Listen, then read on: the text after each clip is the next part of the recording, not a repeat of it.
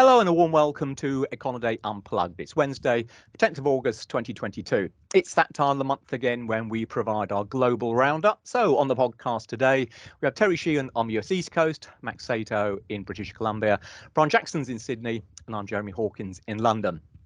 In recent years, when inflation was little more than zero and official interest rates were at or very close to their so-called lower bounds, in other words, rock bottom, forward guidance on interest rates became a key tool of monetary policy.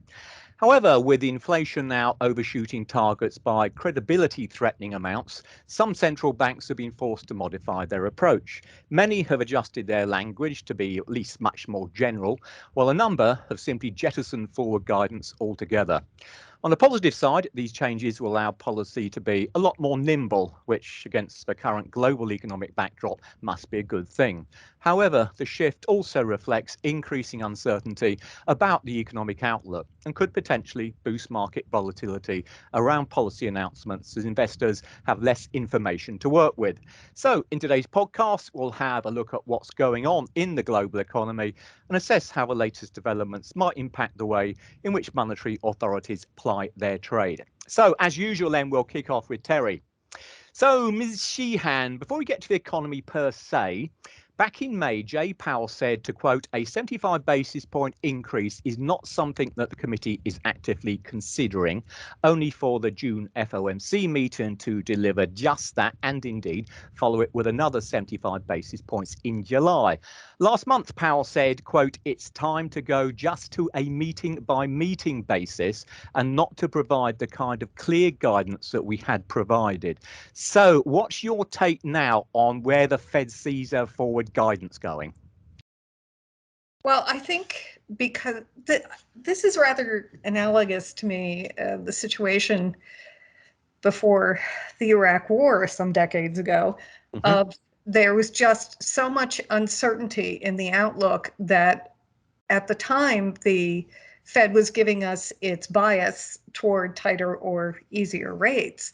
And they just said, we reasonably cannot do it in the current situation. So I think we're in that kind of a situation now. We honestly don't know what the geopolitical situation is going to look like in the coming weeks or months, even year or so. So I think it's actually a better communication from the Fed to say, we don't have forward guidance for you right now. So in other words, we really are, well, effectively what the Fed's saying now is that it's even more data dependent than previously when it was kind of intimating, well, look, we know rates are going to go up. It's just a question of how fast they're going to go. Yes. We're still hearing very hawkish talk from some of the Fed policymakers. Governor Bowman was out there this week, and she sounded quite hawkish and did not say that they will not go 75 basis points again in September. But September's meeting is in the third week of the month, and we're going to have a whole nother batch of economic data by then that could significantly change the picture. I mean, we're looking right now, just last Friday, we had a tremendously good employment report, but what will the August data look like when we get that in early September? Okay, so do you think it would be more useful for financial markets if we had, if you like, a more consistent song coming from the hymn sheet of the Federal Reserve, or is it still appropriate in current conditions that we have different Fed governors or different members of the FOMC, whoever it may be? You know, some intimating, well, I think rates should keep going up and perhaps by 75 basis points for 2 or 3 meetings, and others perhaps intimating, well, there might be another 25 basis points, but I think we're near the top. Well, ever since Alan Greenspan stepped down, Fed policymakers broadly have been more willing to speak about their individual opinions on these things. So I don't think we are ever going to get an absolutely consistent story from every Fed policymaker out there. But what we are seeing, especially since the vote at the last meeting was unanimous, and all 12 voters said yes, 75 basis points. I think what we are seeing is a consistently hawkish outlook. And I think based on what we're hearing from policymakers, although it has to be taken within the context of the economic data, is that we should be looking at another 50 or 75 basis points next month, although that could change. Okay, all right. Well, let's say in terms of what's going to help perhaps determine whether or not it's 50, 75 basis points, whatever. We go on to the economic numbers. In our last podcast, we talked about investors becoming, I suppose, increasingly concerned about a possible recession. But such worries do seem to have eased, at least a little bit, particularly as you mentioned after last week's payroll. Now, by European measures, of course, the US economy is already in technical recession. But what's your sense of, for want of a better expression, underlying trends at the moment? Well, looking at things like the major indexes of manufacturing and services, we're looking at a slowdown, but we are not looking at a contraction. I think it's probably a nearer thing about the U.S. avoiding recession, but there are some hints that consumer spending has picked up a little bit. Confidence measures are nudging a little bit higher. This morning's CPI data indicated that some of the inflation pressures are abating. So I think there's a little more positive outlook for the U.S. economy right now. Again, I think it has to be read very carefully because these are not great numbers in most instances. But many sectors seem to be weathering the slowdown reasonably well.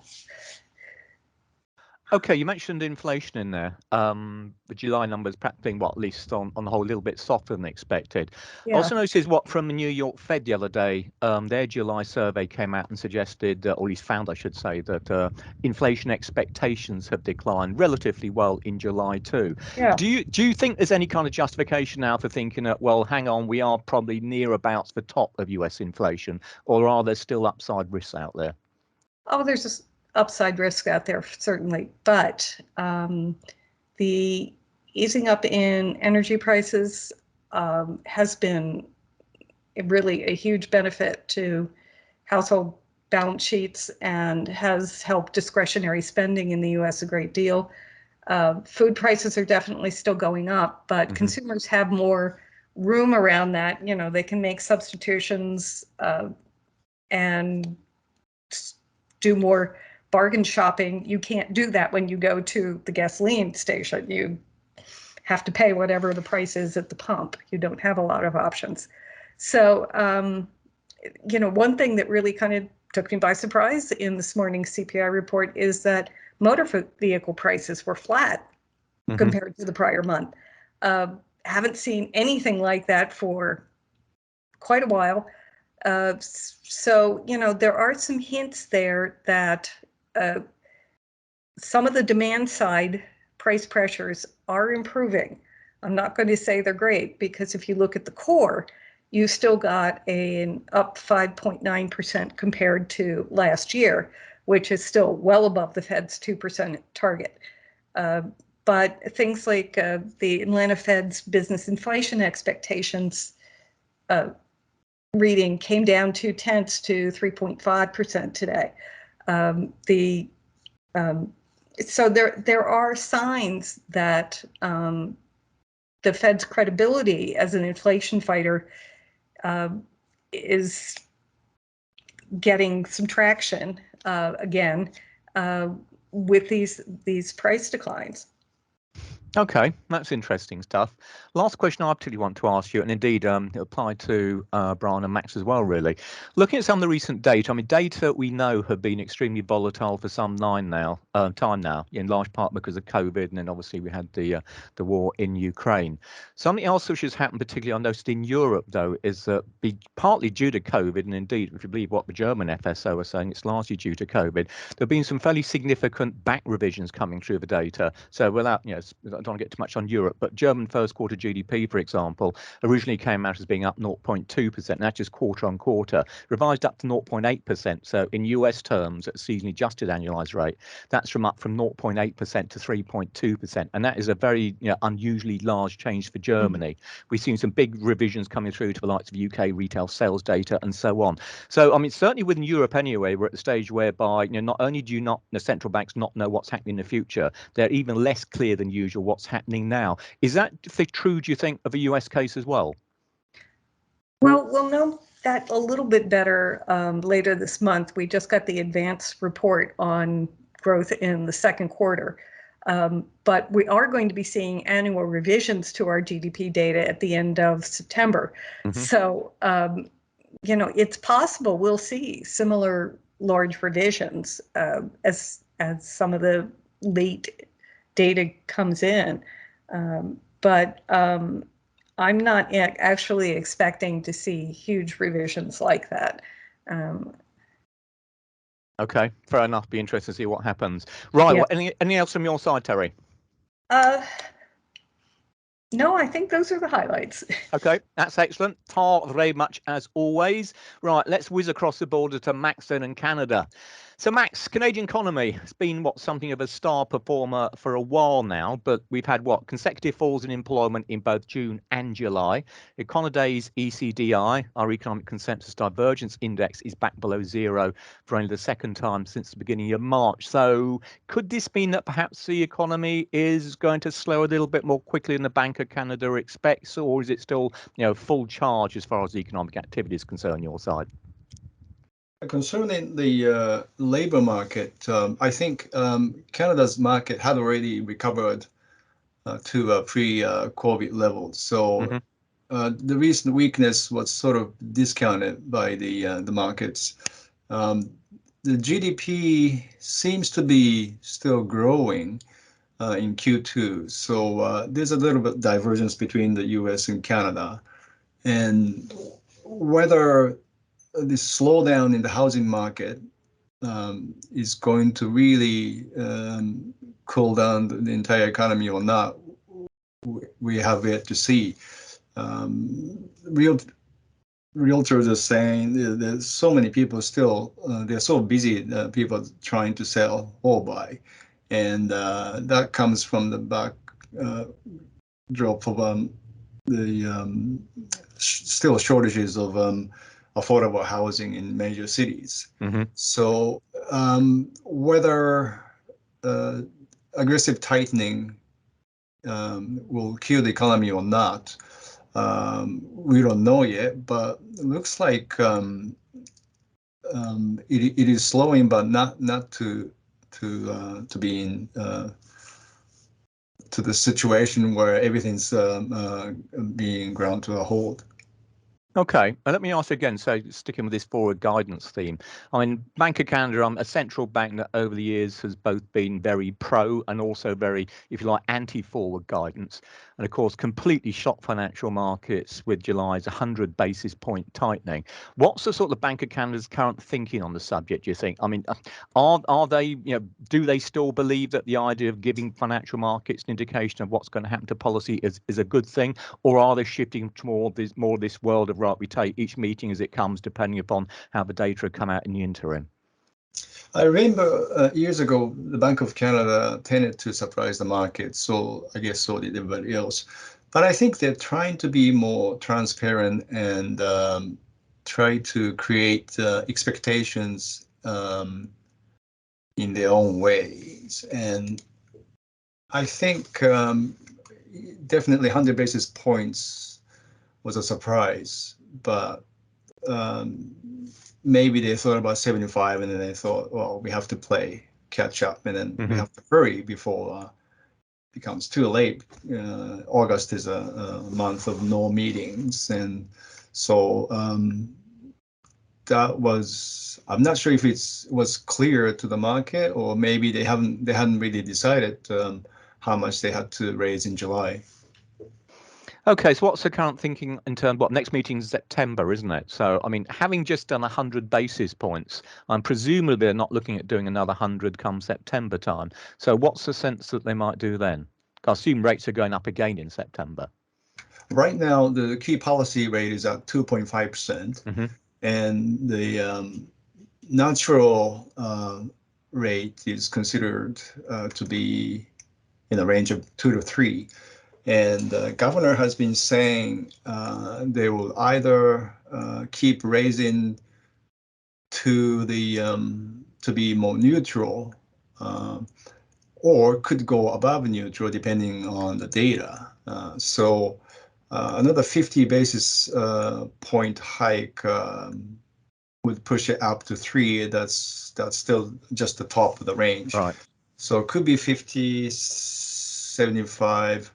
I don't think 75, 100 would be necessary, given the fact that energy and non-ferrous metal prices are easing. So yeah, I think they would go with 50, depending on the data coming up. So still tightening, but they've probably sort of already hit the peak pace of tightening, so to speak, for the time being. Okay. Anything else from your side in terms of general developments that our guys should be aware of? That's it for Canada. Right. Okay. Well, don't go home, because we still need you for Japan now. And each time I come to you on Japan, I kind of ask you really what's changed. But I suppose in the context of where we're coming from, this podcast, if we've got a central bank that's still really sticking to its guns in terms of policy and indeed, I guess, forward guidance as well, it's a BOJ. So, I mean, have you got anything to update us on the Bank of Japan and indeed the overall Japanese economy, which might perhaps make the Bank of Japan want to move at some point since we last spoke? I don't think there's going to be a big change to the policy framework or the stance, because Kuroda is still at the helm of the central bank, and that means until next April.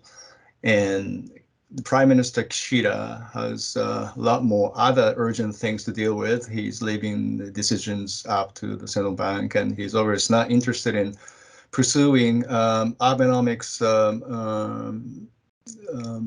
commitment to 2% inflation target, or the drive to use monetary easing and fiscal policy to boost inflation. I mean, they're trying actually to control the rising prices for energy and food. So. But then again, when Kuroda took office, he promised to push the inflation rate to 2%, and even though it's about 2% now, but that seems to be only temporary. It is forecast to come back down to just above 1 next fiscal year. So that means as long as the agreement between the bank and government is still there, they can't really change the policy stance. Right. Fair enough. Okay. Anything else from your side, Max? Right. Overnight, Prime Minister Kishida shuffled his cabinet. This is to shore up sagging voter support amid revelations that ruling party lawmakers have done little to crack down on what lawyers are calling illegal activities of the Unification Church. Right. I think people around the world must know it by now. The Unification Church has cultivated very close ties with the conservative politicians over decades, since the end of the war, 50s, 60s. I'm not sure if everybody is aware of the big social issues in the past 40 years in Japan. Unification Church from South Korea, the late Sun Myung-moon started it in Seoul, but they developed a huge chapter in Japan, and basically victims are saying they're being brainwashed into believing their doctrines and told to raise funds. And the reason former Prime Minister Shinzo Abe was assassinated last month was the suspect, the gunman. According to press reports, he told police that he had a personal grudge against Abe. He thought Abe was promoting the beliefs of the church. and a group that's was formed decades ago to win over communism. And the suspect's mother donated so much money to the church, and the family went bankrupt. But that wouldn't really push everybody into killing somebody like leaders. But anyway, so that's the context. And typically in Japan, news media have self-censorship. They don't want to report something not very favorable to their leaders. But now that the foreign media have reported it, everything you hear from Japan is more revelations of what lawmakers have, what kind of a close contacts with the church. The church used the Japanese politicians to penetrate into the society by sending volunteers to support their election campaigns. And then I think what happened to Japan was post-war. Abe's grandfather, Nobusuke Kishi, who was a class A war criminal, but used by the US to keep communism at bay in Asia. So this long, cozy relationship between the conservative politicians and the church is now sort of coming back at them, and see how this is going to affect Abe's approval ratings further. But he has more urgent issues like tensions between China and the US and its allies. And now Japan is seeing a resurgence of COVID cases to now record highs. And they're trying to reopen the economy, but not shutting down, and trying to remind people that they still have to have some public health safety measures. So it's going to be tough period ahead for Kishida and his cabinet. All right, interesting stuff. Thanks for that, Max. Okay, then, well, let's move across to Brian. Right, Brian, we normally kick off with China, but if I can, I'd like to ask you first about monetary policy. I mentioned in the intro in Australia and Kiwi.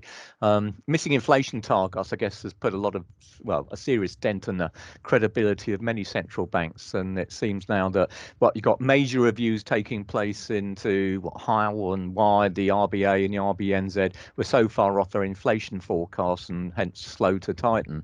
What your Reserve Bank Governor Lowe was actually quoted as saying forecasting was embarrassing by the RBA. So how important do you think this might be in terms of what it means overall for monetary policy in Australia and Kiwi, and of course with potential knock-on effects elsewhere around the world? I mean, could you think this could actually have major implications for how policy is formulated in the future?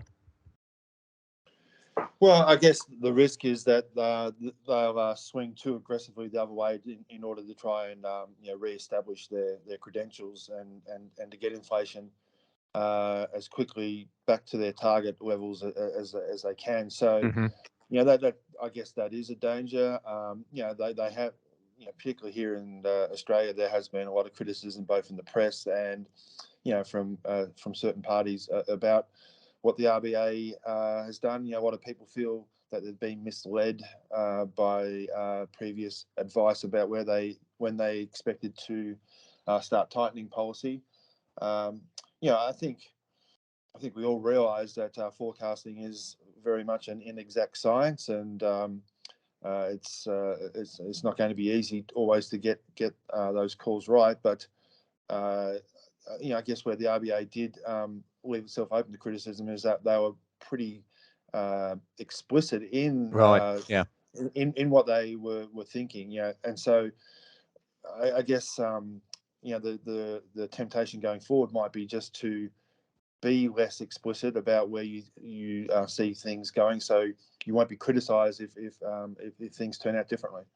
And I guess if I, well, just to interject, but I mean, what they came out of the statement at the last board meeting, they said, just to quote, the board expects to take further steps in the process of normalising monetary conditions over the months ahead, but it is not on a preset path. And I guess that's already a fairly significant change from what they were talking about. At least we go back a year or so ago when they kind of told financial markets what they thought was going to happen, full stop.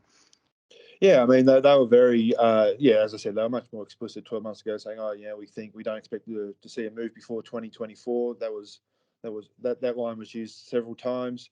And and so a lot of people thought, okay, well, they're not going to go until 2024. And that obviously wasn't the case. So, they're paying the price for that, for getting that wrong at the moment in terms of their credibility. And, they're working hard right now to try and to get on top of the inflation issue, but that's going to obviously, cause a lot of pain for people who have mortgage rates going up higher, and so they'll cop criticism for that.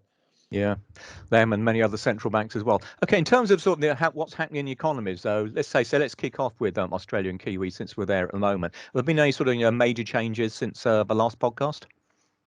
No, not really. I mean, we're still very much in the middle of a pickup in inflationary pressures, which is obviously driving what both central banks are doing. The labour market's holding up, though. In fact, obviously that's driving the inflation pressures to a large extent. There's a lot of tightness in many labour market indicators. So I think we're just in that same sort of stage where the focus is clearly going to be on getting inflation back down to where it needs to be. If we look at the RBA's updated forecasts that were published last week, they have inflation peaking later on this year, coming down in 2023, but still being well above their target. Their target range of 2 to 3%, and actually not coming down to the top of that range until 2024. So they are projecting, based on assumptions that are priced in by the market for what policy rates are going to do. They're projecting that inflation is still going to be above target for the next 2 years. So the obvious risk is that they might think, okay, we need to go further and quicker than what the market is pricing in with rate increases. Okay, do we know, just in terms of these reviews, particularly said that there's been quite a lot of press coverage of the one going into the Reserve Bank of New Zealand from these external examiners, wherever they call it. Do we know when these are going to be released, or indeed are they going to be released and made public?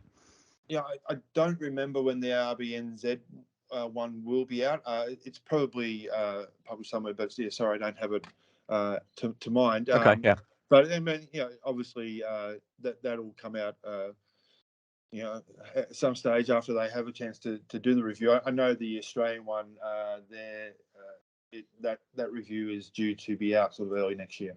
Right. Okay. All right. Let's shift across. Yeah. Sorry. They're definitely spending a bit of time on it. It's not just a quick assessment. They're, in both cases, there's been a while since the last time there was a sort of formal review of the framework, and it happens on a periodic basis that governments and those overseeing the central banks want to just review the terms and see if there's anything can be changed. But it's clearly, I think, being prompted by the fact that we have had some disappointment with the forward guidance that has been given over the last sort of 12, 18 months. All right. I'll tell you what, I'm sure there's a lot of other central banks who will be looking over their shoulders and being very interested in what comes out of that part of the world. Okay, then, quickly move on then to China. I don't know, from what I've seen in the data, some of the commentators, it seems that there's an increasingly few number of people who believe this 5.5% growth target is going to be hit in 2022. Is that the right kind of assessment? And there are some signs recently that perhaps some of the inflation numbers starting to come down already. So presumably, in contrast, still to most of the rest of the world, pressure on the likes of a central bank in China to even think about raising interest rates is still a long way down the road. Yeah, I mean, in a way, China has been tightening policy, not using interest rates, but using public health restrictions. Fair point. Yeah, their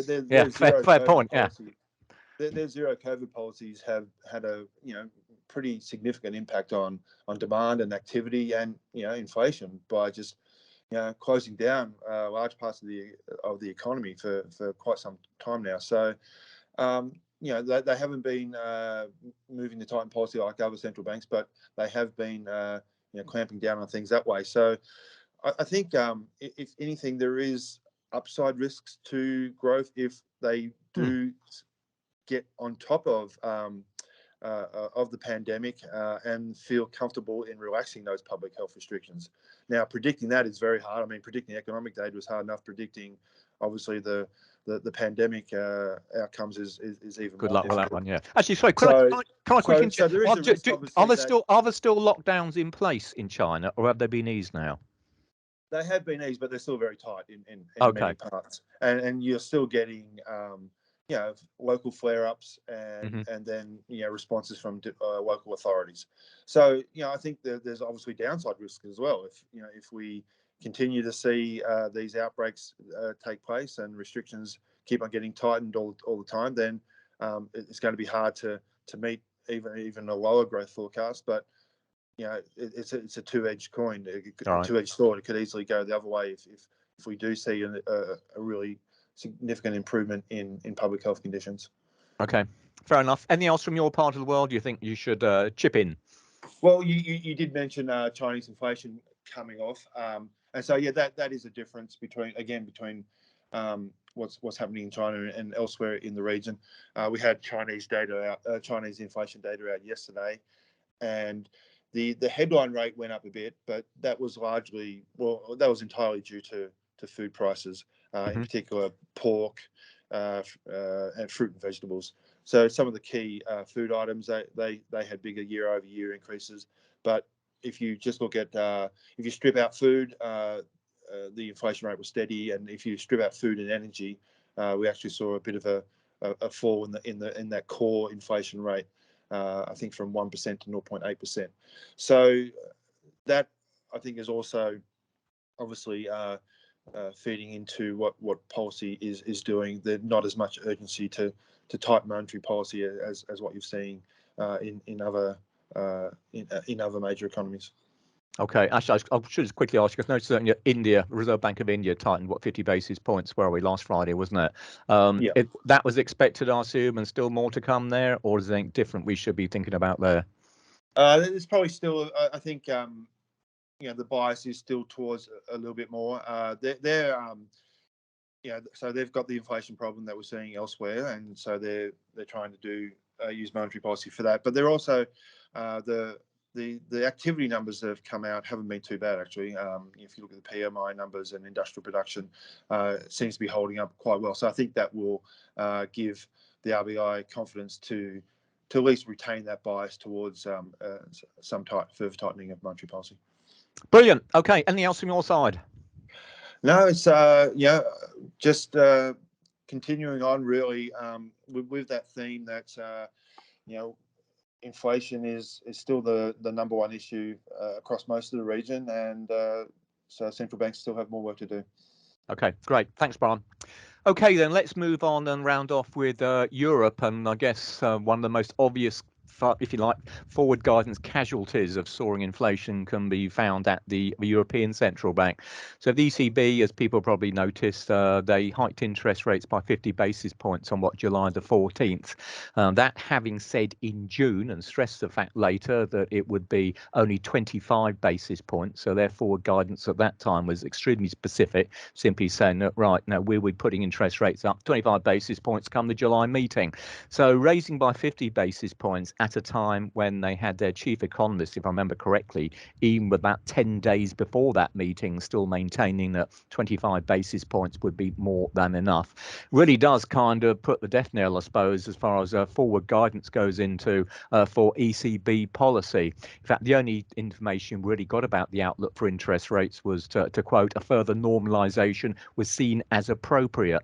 Crucially, the ECB really binned its strict forward guidance, which had previously laid down the criteria for higher interest rates, including, importantly, having to end quantitative easing first. And these, of course, were widely blamed for preventing the central bank from raising interest rates earlier. In fact, as far as President Lagarde's concerned, she said in the press conference immediately after that meeting, to quote, "We are much more flexible in that we are not offering forward guidance of any kind. From now on, we will make our monetary policy decisions on a data-dependent basis. We'll operate a month and by month, step by step." So in other words, they've really binned what they were, the kind of guidance they were talking about before. And in line with the likes of Fed and indeed many other central banks now, the ECB, rather than effectively trying to tell markets what they're going to do, they're going to be looking at the numbers and decide what's going to happen on the basis of that. For what it's worth, in terms of financial markets, they're still pretty well pricing in at the moment. Another 50 basis point hike once we get into September time. Quickly, in terms of the economy, well, since we last did this podcast, it's really been a case of the more of the same. In terms of inflation, July, we saw a record 8.9%, a core record rate of 4.0%. So there's still pressure on the bank to come out and hike interest rates. But for what it's worth, and it's still very early days yet, there have been some tentative signs that inflation might be close to topping out. But as I think, as everybody else has been saying, that it's really down still very much to what comes out with energy prices. And of course, for Europe, what goes on with the war in Ukraine. I should pick up on the second quarter GDP numbers, which were much stronger than expected. They're up at 0.7% on a quarter-on-quarter basis in the what they call the preliminary flash report. That was an unusually large divergence from what was expected. And we don't get any real details of a breakdown of the GDP numbers, but given that retail sales over the quarter, which we do have, actually fell 0.8%. Indeed, the retail sector in the Eurozone is actually already in recession because it contracted in the first quarter as well.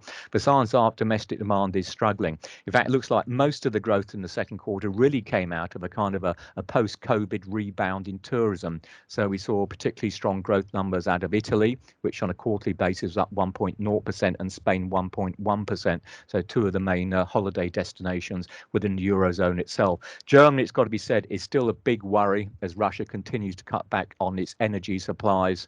And also with regards to Germany, I should say, as I mentioned when we were chatting earlier on, there have been some big revisions coming out there, which the German FSO, their stats office, has acknowledged have been unusually large and mainly down to COVID. And that may be more of a pattern we're going to see coming across a chunk of the Eurozone and indeed possibly UK as well. We have seen some fairly significant revisions to the UK retail sales data in the last couple of months or so, with the UK Office of National Statistics, our main stats body, also indicating really that problems with data collection and late transmission of data and so on have made current data much less reliable than usual. So do keep an eye on that in terms of where the economy actually stands, because it's all very well having a go at the central banks for getting things wrong, but it's all the harder for them to get things right when they don't actually know where we stand in the first place. Before I move on to the UK, I should just quickly mention a bit of politics, which is Italy. Surprise, surprise.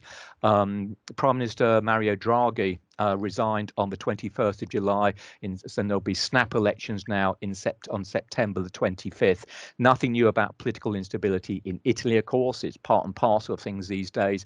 However, if it looks at the moment as if we're going to get a swing to the right and some of the more populist parties, and that's going to raise question marks over delivery of a next instalment of EU coronavirus recovery funds, which Italy desperately needs at the moment, and indeed access to the European Central Bank's so-called new transmission protection instrument, which essentially means the ECB buying bonds from those countries which are under pressure with interest rate spreads rising. So if that actually comes about, then that could be a real problem as far as the Eurozone is concerned, with pressure on the euro rising again and general instability in the region. So those elections in Italy, as mentioned on 20th of September, worthwhile keeping an eye open on.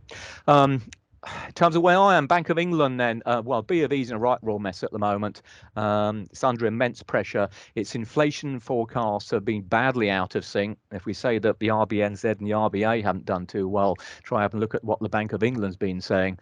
They've been sufficiently poor that, as people may be aware, currently the Prime Minister's position in the UK is open. We had two candidates, Liz Truss and Rishi Sunak, try challenging for that position, and results should be out on September November the 5th. Liz Truss, the Foreign Secretary, is current favourite, and one of her options apparently is that were she to win the position, she would consider ending Bank of England independence, which would be a major shock to financial markets should that come about. Personally speaking, I think it's unlikely, but it's interesting. There is talk that they might do something about changing the bank's current remit, which ostensibly is just to meet a 2% inflation target, like so many other central banks, to modify that to either get rid of it completely or include some kind of perhaps growth target, or at least some kind of renewed emphasis on, you know, the economic picture of the UK economy in general. So that's going to be something which is interesting. But it is very much a reflection, as Brian was talking about, with, you know, some of these inflation problems the central banks have had. The Bank of England's had a huge one.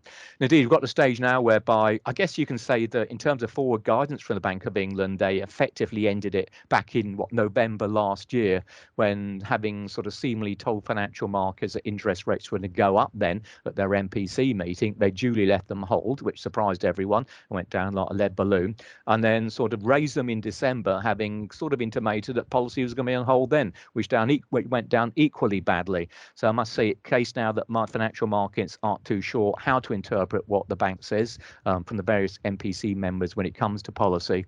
And indeed, we actually had the Bank of England Governor Andrew Bailey in November suggesting that he could, to quote, imagine going back to the days of offering no forward guidance whatsoever. The August MPC, which has just concluded last week, that was due to be bland. It just said that policy is not on a preset path. The committee will, as always, consider and decide the appropriate level of bank rate at each meeting. The scale, pace and timing of any further changes in bank rate will reflect the committee's assessment of the economic outlook and inflationary pressures, which to all intents and purposes says precisely nothing. So it's pretty well in line increasingly what we're seeing coming out of a lot of these central banks now, whereby the old days of forward guidance, convincing the markets, don't worry about interest rates going up, that's not going to happen, we're going to do whatever we have to do to get the economy going, you know, get growth going again, we're going to keep interest rates down. That really does seem to be long gone now, and very much a reflection of the fact that they've missed the boat in terms of the way inflation has accelerated.